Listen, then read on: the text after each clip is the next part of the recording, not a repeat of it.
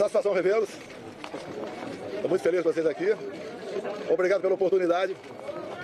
Vivemos um momento ainda de intranquilidade no Brasil, por causa especial da criatividade de alguns.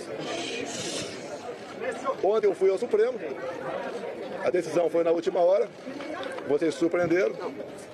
Hoje resolvi não ir. Motivo? Obviamente eu sabia o que ia acontecer. Mas vamos lá. Eu espero hoje botar um ponto final nisso aí. Parece que tem algo pessoal contra mim. E a acusação é muito grave. E são infundadas. E não é da boca para fora. Eu vou demorar um pouco, mas tem muitas novidades para vocês. Vou começar no final. Quando as eleições se acabarem. No dia 2 de outubro, 2 de novembro, alguns de vocês estavam lá na Alvorada e eu fiz um pronunciamento à nação. Coisa rara, né? Fiz um pronunciamento lido à nação. Eu vou ler apenas um parágrafo desse pronunciamento, que infelizmente não está no inquérito do ministro Alexandre de Moraes. Lá, o terceiro parágrafo, bem curtinho. As manifestações pacíficas sempre serão bem-vindas, mas os nossos métodos não podem ser os da esquerda, que sempre prejudicaram a população, como invasão de propriedade, destruição de patrimônio, cerceamento do direito de ir e vir. Ato contínuo, começamos a transição. Alguns dias depois desse pronunciamento, os caminhoneiros começaram a obstruir vias pelo Brasil. Eu fiz um vídeo pedindo para que eles se desmobilizassem. Eu não tinha intenção nenhuma em parar o Brasil, criar o caos, ou estava pensando em outra coisa. Eles cumpriram esse pedido meu.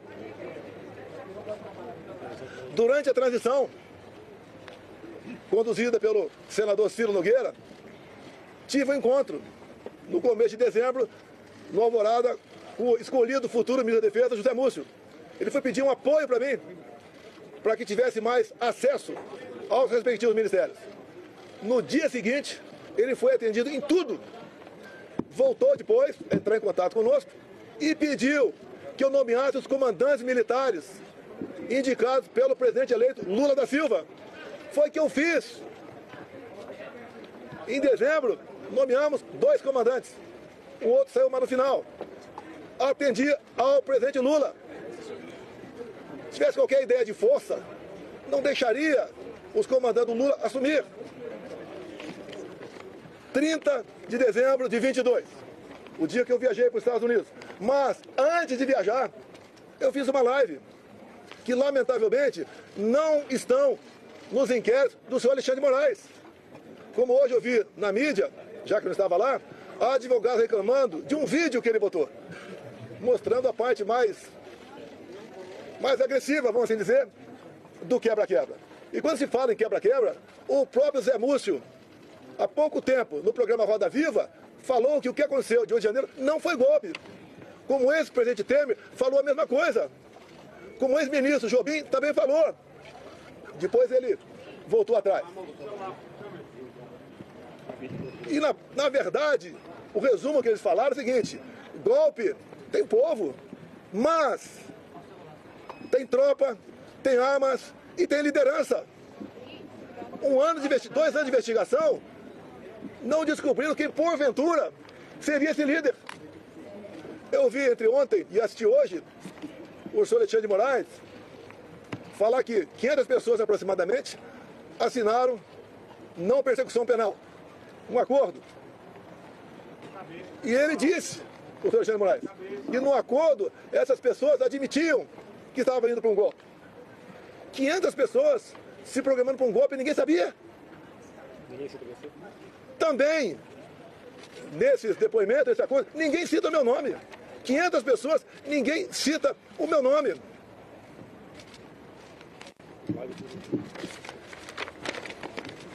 Vamos aqui para a live de 30 de dezembro, o dia que eu viajei para os Estados Unidos. Um pedacinho bem curto aqui, mas lamentavelmente As imagens não estão no inquérito do Alexandre de Moraes. Ele bota o que ele quer lá. Por isso, os seus inquéritos são secretos ou confidenciais. Na live. E repito, em nenhum momento fui procurado para fazer nada de errado, violentando, seja o que for. Eu entendo que fiz a minha parte. Estou fazendo até agora a minha parte. Hoje são 30 de dezembro. Até hoje eu fiz a minha parte dentro das 4 linhas. Não vamos achar que o mundo vai acabar dia 1º de janeiro. Vamos pro tudo ou nada. Não! Não tem tudo ou nada. Inteligência. Mostrar que somos diferentes dos outros. Nós respeitamos as normas, as leis, a Constituição. Nós sabemos dar valor à liberdade. Talvez isso seja o de mais importante. Mas o pessoal deve perguntar, por que estado de defesa? Lá atrás foi discutido estado de sítio. Você deve se lembrar, na matéria do Gringão, que passou para a Folha de São Paulo, áudios, um dos áudios dizia, carregue no 142. Ele estava na dúvida do que me acusar. Estava na dúvida. Ele achou naquele momento que era melhor falar que queria dar um golpe usando o artigo 142 da Constituição. E agora, entre ontem e hoje, palavras do ministro relator, ficou convencionado por ele, está de defesa. E o decreto estava pronto para assinar. Seria então, se eu assinasse, o início do golpe. Segundo o ministro relator, configurou-se o golpe a partir desse momento. Mas, antes de uma hipotética assinatura de um decreto de estado de defesa, como está no artigo 136 da Constituição, o presidente da República tem que convocar os conselhos da República e da Defesa. Aí seria o primeiro passo. Não adianta botar um decreto na frente do presidente de estado de defesa e assinar, está resolvido. Não convoquei os conselhos da República e da Defesa. Nem as preparatórias houveram para isso. Se é que você trabalhar com o dispositivo constitucional, é sinal de golpe. Golpe não tem lei, não tem norma. Golpe tem conspiração com a imprensa, o parlamento, setor do poder judiciário, setor da economia, fora do Brasil. Força Armada em primeiro lugar, sociedade, empresários, agricultores. Aí você começa a gestar um hipotético golpe. Nada disso houve. Agora, por que se comentou estado de defesa de sítio? Para a gente desmontar de vez essa história de golpe em cima de um dispositivo constitucional. 2014, acabaram as eleições, Dilma ganhou de Aécio Neves. O que o PSDB fez? Contratou uma auditoria externa. Talvez para dar mais credibilidade ao parecer final. Conclusão, parecer final da auditoria externa contratada pela PSDB sobre eleições. As urnas são inauditáveis. Não sou eu que disse isso. Isso foi em 2015. Eleição de 2014. Desde 2012, eu já tinha ações dentro da Câmara dos Deputados pelo voto impresso. Antes de mim, Flávio Dino foi claro, dizendo que perdeu as eleições por causa do voto eletrônico. Antes disso também, Carlos Lupe, do PDT, em inserções de programa eleitoral gratuito, ele disse, eleições sem voto impresso é fraude. E foi ele que entrou com uma ação contra mim no TSE. Outros 10, 12 falavam a mesma coisa. Eu não era sozinho, eu estava sozinho na defesa do voto impresso. Eu não sou obrigado a acreditar, confiar num programador. Eu confio na máquina. Não sou obrigado a acreditar num programador. Em 2015, eu, deputado Jair Bolsonaro, aprovou uma emenda numa proposta de lei eleitoral, cujo relator era Rodrigo Maia, permitindo o voto impresso. A senhora Dilma Rousseff vetou. Foi derrubado o veto. Na Câmara, algo surreal. Até o PT votou para derrubar o veto. Ato contínuo. Foi convidado pelo ministro do Supremo, Luiz Fux, a ir ao TSE. Chegando lá, encontrei o ministro Fux. Tratou muito bem, feliz. Ele me convidou para ir para lá. e falou que o TSE tinha tomado todas as medidas para implementar o voto impresso nas eleições de 2018. E ele falou, deputado, por falta de recurso, apenas 5% das sessões terão voto impresso. Eu falei, é uma excelente referência. É mais número de eleitores do que uma pesquisa. Eu só faço um pedido para o senhor. Pulverize as urnas. Ele falou, já está programado, serão pulverizadas. O TSE começou a preparar. Tem um vídeo do ministro Gilmar Mendes, ministro Barroso, elogiando a nova urna eletrônica com a impressora do lado. Bem, poucos meses depois, por 8-3, o Supremo Tribunal Federal disse que a urna era inconstitucional. Essa ação foi proposta pela senhora Raquel Dodge na época, chefe do MP. Porque a impressão do voto, segundo o Supremo, e ela, segundo o Supremo, e ela, a impressão do voto colocava em risco a segurança das eleições, o sigilo do voto. Esses foram os argumentos. Deixo claro que na Venezuela só foi possível detectar fraude o ano passado por causa do voto impresso. Foi a primeira vez que a Venezuela adotou o voto impresso. Por que a Venezuela fez isso? Já que o sistema eleitoral deles era exatamente igual ao nosso. Porque houve um momento que o governo Biden queria comprar petróleo da Venezuela. E não podia comprar o petróleo sem nada em troca. Então foi feito um acordo, governo Biden dos Estados Unidos, governo Maduro da Venezuela e oposição. E impuseram então o voto impresso. Ele foi testado a primeira vez, em dezembro do ano retrasado, na Venezuela, num referendo, se podia ou não invadir a Guiana para tomar posse da região desse equívoco. Que depois que apareceu o petróleo, a Guiana ficou um país cobiçado. E o Maduro, quando foi votar no referendo, falou, aqui você vota sim, sim, sim, sim, papelzinho, não é igual a outro país, é papelzinho dentro da urna. E o Maduro aceitou por que o voto impresso? Já queria ter problema com a Maria Corina ou com o Capriles, os maiores adversários dele naquele momento. O que ele fez?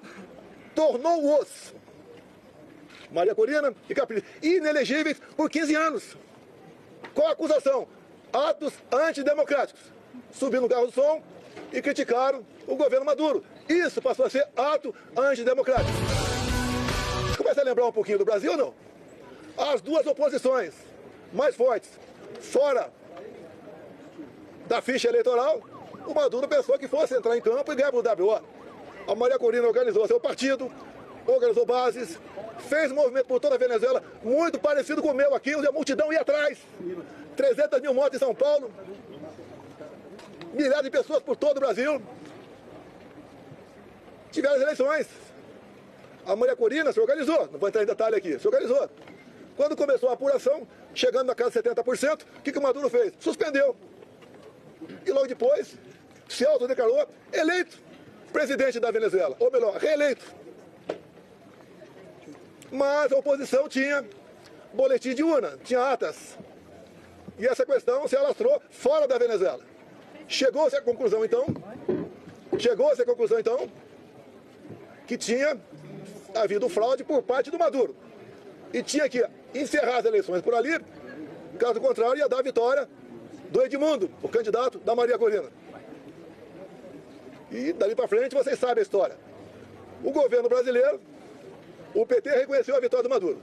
O governo brasileiro, Lula da Silva já, não quis reconhecer. Houve um entreveiro entre ambos. O Maduro falou em certo momento, a sua justiça eleitoral reconheceu você vitorioso aí. A minha reconheceu aqui. Fique quieto ou vou falar. Palavra do Maduro. O voto impresso é um direito.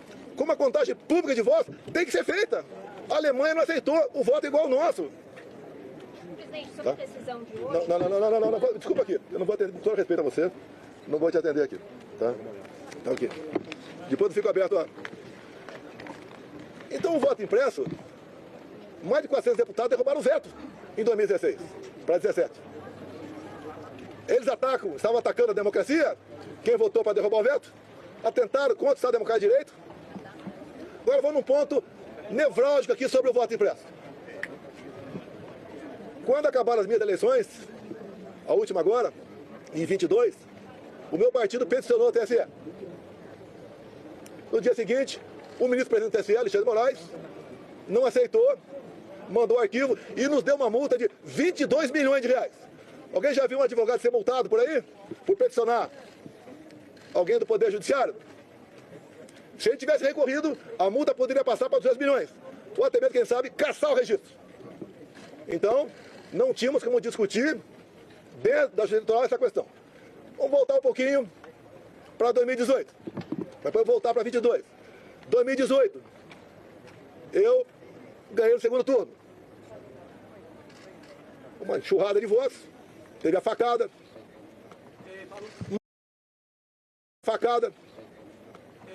Mas, 2 dias depois do segundo turno de 2018, chegou um papel no TSE, bem fundamentado, dizendo que tinha havido fraude. O que o TSE fez na pessoa da ministra Rosa Weber, presidente? Oficiou a Polícia Federal e foi aberto um inquérito.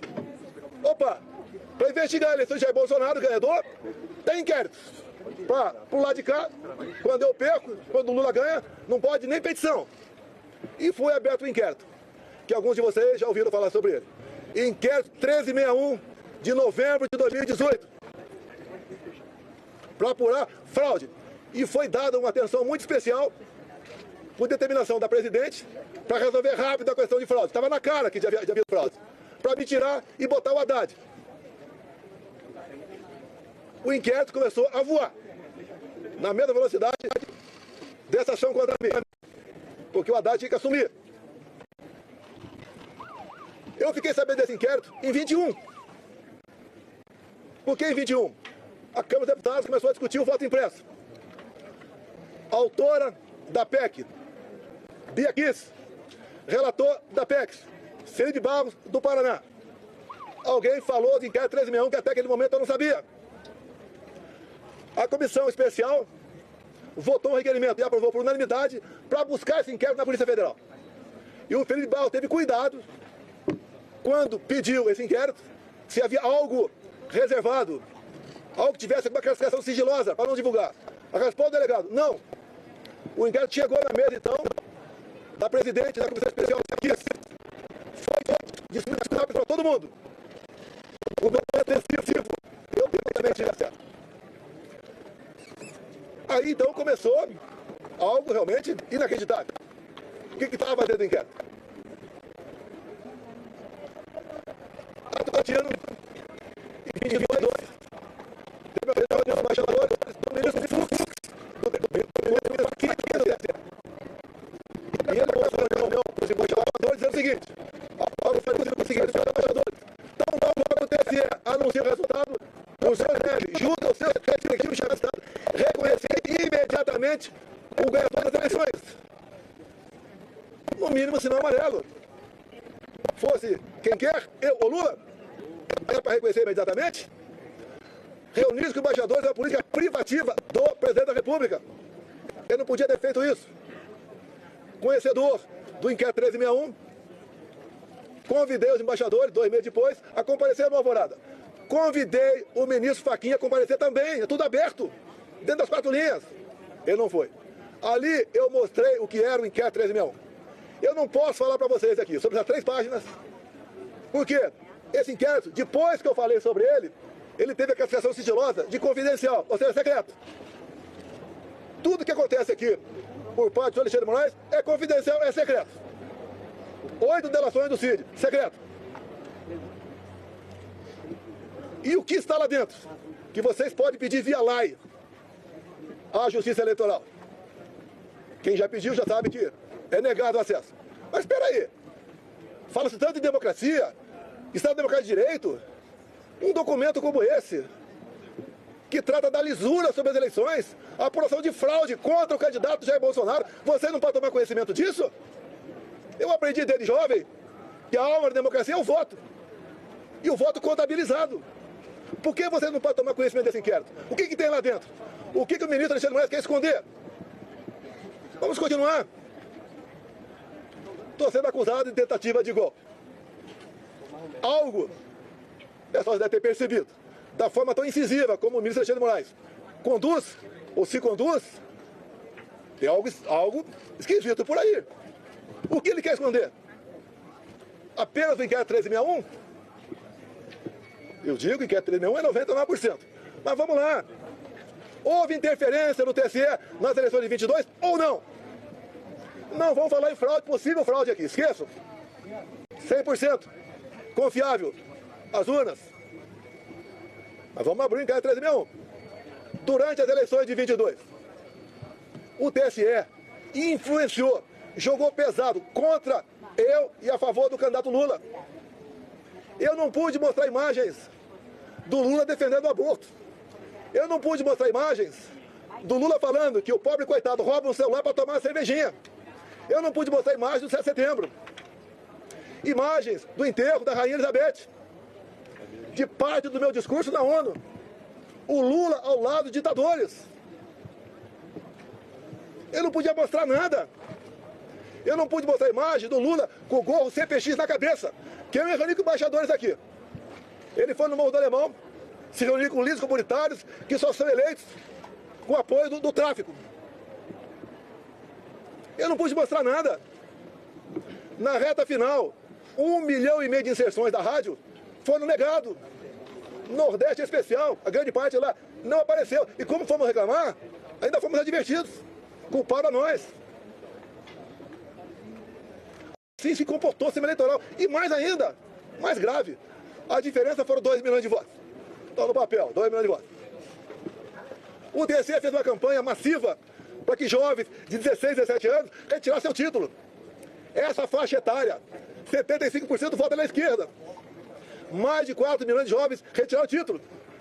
Só aí dá uma diferença a mais, ponto cada 2 milhões de votos. Mas uma lei eleitoral, para ter eficácia, ela tem que ser sancionada 1 ano antes das eleições. As resoluções, 6 meses antes. Entre o primeiro e o segundo turno de 22, houve a resolução do TSE.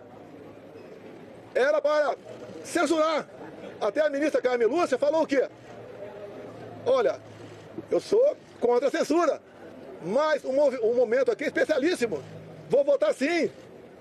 E o Alexandre de Moraes aprovou uma resolução entre o primeiro e o segundo turno, proibida por lei. Com mais força ainda, a Justiça Eleitoral foi para cima do pessoal da direita, desmonetizando páginas, derrubando páginas, prendendo gente. Fizeram barbaridade contra a minha pessoa. A Justiça Eleitoral se comportou corretamente, dado que eu falei aqui, sim ou não? Eu que sou golpista? Eu que sou golpista? Esses 2 vídeos aqui estão nos autos do inquérito. Os advogados reclamaram de um vídeo que estava hoje, foi mostrado aqui no TSE. Eu sou o culpado. Repito, na delação do Cid, ele diz que, vamos partir do princípio, está tudo certo com a delação dele. Ele diz ali que ficou sabendo do 8 de janeiro, no dia 8 de janeiro. Já falei, estou repetindo, nos 500 acordos de não persecução penal, em nenhum deles, que eu tomei conhecimento, alguém cita meu nome.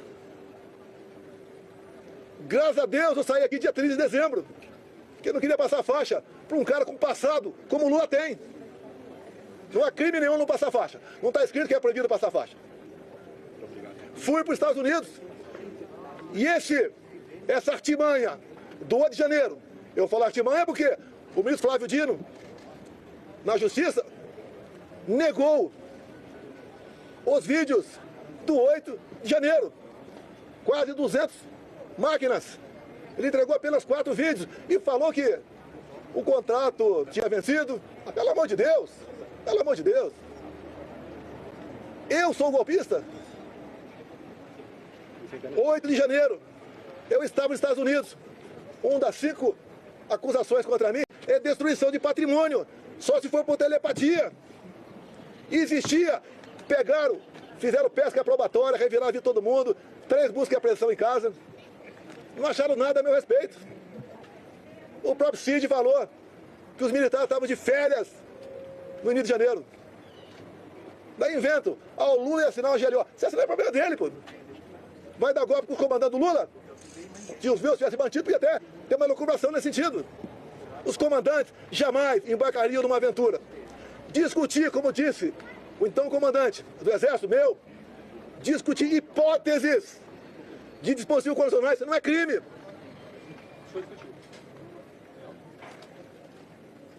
Você não vai me tirar do sério. Eu acho que a maioria já aprendeu aqui como é que eu acho. Quiser tumultuar com você, é outra história, vou embora. Vou abrir a pergunta para vocês. Diz Alexandre de Moraes que o golpe começou dia 29 de julho de 21. Um ano e meio antes de acabar 22. E ele tinha aqui, para dar ênfase à historinha dele, tinha que acabar de 8 de janeiro. E como é que ele chegou 29 de julho de 21? Pegou de janeiro e começou a voltar. O que aconteceu nesse dia que vocês não ficaram sabendo? Ou foi a PF que descobriu? Aquela banda da PF. Nesse dia eu fiz uma live, onde eu falei sobre o inquérito 1361. Qual o problema? O inquérito ostensivo. E diz ele que eu difundi fake news. Eu difundi o que tinha dentro do inquérito. Se é fake news, o inquérito é mentiroso. Esse inquérito está inconcluso até hoje. Saiu de Brasília e foi para São Paulo. Nenhum delegado quer assinar o relatório final. Dado as barbaridades nessas 3 páginas sobre o sistema eleitoral. Eu acredito que vocês querem ter conhecimento disso aí. Vamos botar um ponto final? Vamos. O senhor Alexandre de Moraes suspenda o sigilo do inquérito 1361 de novembro de 2018. É fácil. Vamos para a verdade, vamos botar tudo na mesa. Por que essas prisões absurdas? 17 anos, como 14 para a Débora agora. A Débora é uma golpista, terrorista. Ela está sofrendo mais que qualquer ser humano para sofrer na vida. Ela acorda e dorme, sem dar um beijo, sem dar um banho nos seus filhos. De 10 e 7 anos de idade. Por que 14 anos, 17 anos? Quer botar 30 em mim? Se eu tivesse devendo qualquer coisa, não estaria aqui. Fui para os Estados Unidos, graças a Deus, que se tivesse aqui de 8 de janeiro, estaria preso até hoje. Ou morto. Que é o sonho que eu sei que é de alguns aí. Eu preso vou dar trabalho. Não vai acontecer não, deixa contigo, presidente. Então, aqui está grande parte, quase toda a verdade que interessa. Repetindo, 2 de novembro de 22. Quando eu falei com a imprensa, li um papel e começo dizendo que vão sentir saudade de mim, como estão sentindo hoje. Eu vou estar o mês que vem no Rio Grande do Norte com o senador Marinho, como já tive outras vezes, depois das eleições. O tratamento é excepcional. Porque o João em 32, eu usei na campanha e durante meu mandato. A verdade dói, mas o povo entendeu que a verdade é necessária. É picanha, de gás, cervejinha. Não tem nem ovo agora. A inflação está aí. O povo não quer mais confusão. Por isso que eu falo em anistia. Eu duvido que uma mãe aqui não se coloque no lugar da Débora e não queira anistia. Não encontraram nenhuma arma aqui. Eu estou sendo acusado junto com essas pessoas que foram presas. Tentativa armada. Que arma? Vai no Senado aqui. As armas apreendidas foram estilingue, meia dúzia de bolinha de gude, mais nada. Que mais? Uma senhora com a Bíblia. Agora, as coisas aconteceram antes do pessoal que estava no acampamento vir para cá. Porque tem vídeo de pessoas comuns mostrando um cara sozinho quebrando tudo por aí. O próprio Lula. Tem vídeo dele falando, temos que saber quem deixou abertas as portas aqui do Palácio. Foi facilitado. Quando aconteceu de janeiro, a imprensa só mostrava uma imagem, escolhida a dedo, só uma. Aquele cara magrinho, né? Com uma camisa, a minha estampa na barriga, derrubando o relógio. Só mostrava isso. Alguns dias depois, o Lula estava fora do Brasil, eu acho que era a China, defendendo a mudança do padrão dólar. 3 dias depois, a TV CNN mostrou as imagens do G. Dias lá dentro. Junto com perigosos, terroristas e golpistas, ele andando à vontade lá dentro. Dorme aqui embaixo, no meu tempo, por volta de 60 militares. A maioria cabe soldado, armado. E a ordem é qualquer negócio, ir pro pau, armado, um fuzil. Alguém viu algum soldado armado nesse dia? Facilitaram a entrada deles. Não resta mais dúvida tocante a isso. Comigo, até o ministro Fux falou hoje, né? E temos 7 de setembro que ele ficou preocupado. E daí ele falou, graças à Polícia Militar do DF, nada aconteceu. Naquela época, o ministro Fux falou comigo, era presidente. O ministro, fique tranquilo, o nosso pessoal não faz baderna. Quando acaba o movimento, não tem papel no chão. Se é na Paulista, não tem um vidro quebrado, não tem um cesto de lixo incendiado. E numa boa, sem problema nenhum. O que assusta um outro lado, quando se fala em sistema? Que comigo foi diferente. Deus me deu a segunda via e me deu um mandato. E eu montei um ministério técnico, coisa que vocês nunca viram na vida de vocês. Como agora, continua o balcão de negócio. Ministério estatal, bancos oficiais. Comigo não tinha isso. Apesar da pandemia, que a gente lamenta as mortes. Gastamos R$1 trilhão. Reflexo da guerra. Terminamos 22 com um saldo de 54 bilhões. Negociei com o Arthur Lira aqui. Votação de um projeto para a gente poder zerar impostos federais de combustíveis. E zeramos. O Paulo Guedes, na nova política dele de reindustrialização, diminuiu em 30%. O IPI de 4 mil produtos. Eu zerei imposto de importação de muita coisa. Pneu de caminhão, peça de trator, material para energia fotovoltaica, medicamentos. E eu comecei a arrecadar mais. Com esse governo, só se fala em taxa. O Lula só acerta quando ele revoga uma medida sua ou de um ministro seu. Com a portaria de carimbar a validade do ovo. Ele só acerta quando revoga. A imprensa fala aqui, parte da imprensa aqui, Copacabana flopou. Flopou. Eu não sei quantas pessoas tinha lá. A USP, o pessoal cabelo colorido, falou que tinha 18 mil. Eu tinha um quarto de Maracanã. Um quarto de Maracanã. A PM falou 400 mil. Mas nós levantamos que tinha mais 3 milhões de pessoas assistindo via internet. Como, por exemplo, a Rádio Ouro Verde. Corrigindo aqui, 3 milhões e meio de pessoas. E quando eu falei em concentrar no Rio, com todo respeito aos parlamentares do meu lado, se eles tivessem um movimento na cidade dele, ia ter uma certa repercussão. Que eu queria que o pessoal ouvisse o que eu falei, o que o Malafaia falou, o que o Nicolas falou. Vamos mudar um pouco esse repertório para São Paulo. Vamos ver se a Damares fala. A Michele volta para lá, porque ela estava em convalescença. Agora, dia 30, agora, vai ter um movimento da esquerda. Estou até promovendo. O movimento da esquerda na Paulista. Qual é a pauta? Prisão para o Bolsonaro. E sem anistia. Lá não tem mãe, não. Que não se coloca no lugar da Débora. Vamos ver quantas pessoas vão para lá. Na semana seguinte, 6 de abril, vai ter o nosso. Tudo acertado com o Tarcísio. Devemos ter pelo menos 6 governadores. Mais de 50 parlamentares. Vamos continuar nessa luta da anistia. A anistia é perdão, é passar borracha. É fazer o Brasil voltar à sua normalidade. Eu não quero confronto. Eu quero o bem-estar do meu povo. Não tenho obsessão pelo poder, tenho paixão pelo Brasil. E quando alguns falam inelegível, por que eu estou inelegível? Porque me reuni com embaixadores? Não foi com traficante no Morro do Alemão, não. Abuso de poder político? Qual voto eu ganhei junto a embaixadores?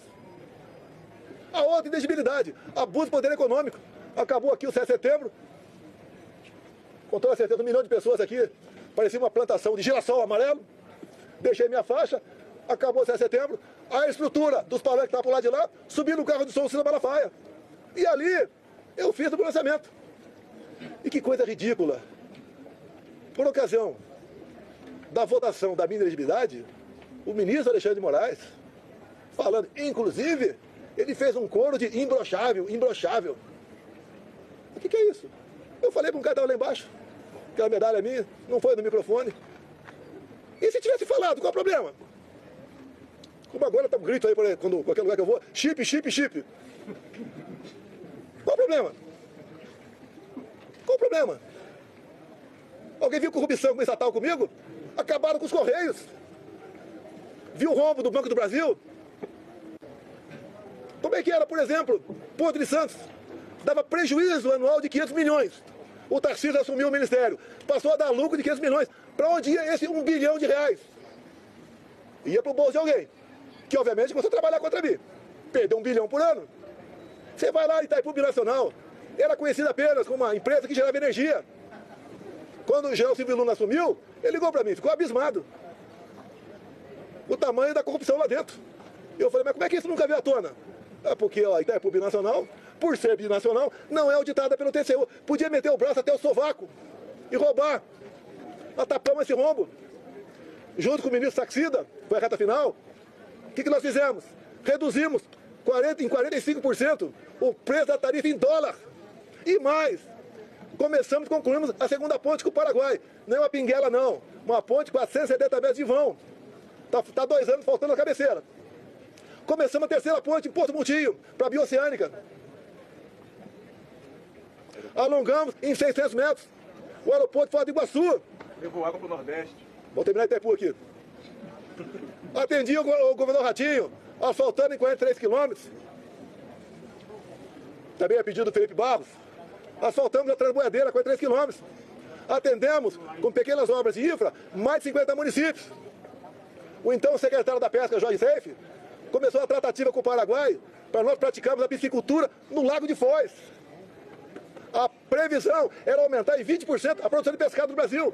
Faltou o último passo, que mesmo para o nosso lado tinha que ter autorização do Paraguai. Mais um exemplo do estatal, que deixar de meter a mão nela. Os bancos do Brasil, Caixa Econômica, BNDES, cada diretoria era um partido, ou um grupo que trabalhava lá, não pelo banco, para si. Eu tive uma vez, uma pessoa muito importante, né? Foi me visitar e tinha um problema no Banco do Brasil. Era um problema de quase 200 milhões de reais. E ver se eu podia resolver. Eu tomei conhecimento. Chamei o presidente do banco. O que tu acha disso? Ele falou, não dá por causa disso, disso. Tá bom. Eu chamei o cara de volta. Eu falei, companheiro, desculpa, mas não dá por causa disso, disso. Sabe o que ele me respondeu? Demita o presidente do Banco do Brasil. Era assim que as coisas eram tratadas no Brasil. Um momento marcante na minha vida. Tinha uns 15 mega empresários na minha sala. Falou que é pra mim. Tô vindo do SPU. Pela primeira vez não fui achacado quando entrei lá. Olha como é que funcionou a Polícia Federal e a Polícia Rodoviária Federal. Recorde de apreensão de drogas e armamento. Olha o campo. Acabamos com a invasão do MST. Como? Armamento pessoal. Arma não mata. Tanto é que o povo, em grande parte, teve arma. E diminuiu em quase 30% o número de mortes por de fogo do Brasil. O Tarcísio foi um gigante. Acabamos com muitas balsas pelo Brasil. O Marinho levou água para o Nordeste. Com Saxida na reta final, acertamos toda a documentação para eólicas offshore na costa do Nordeste, para gerar o equivalente a 50 Itaipus. O Saxida acertou a documentação para a exploração de lítio na região mais pobre de Minas Gerais, que é o Faz de Quitinhonha. O Saxida também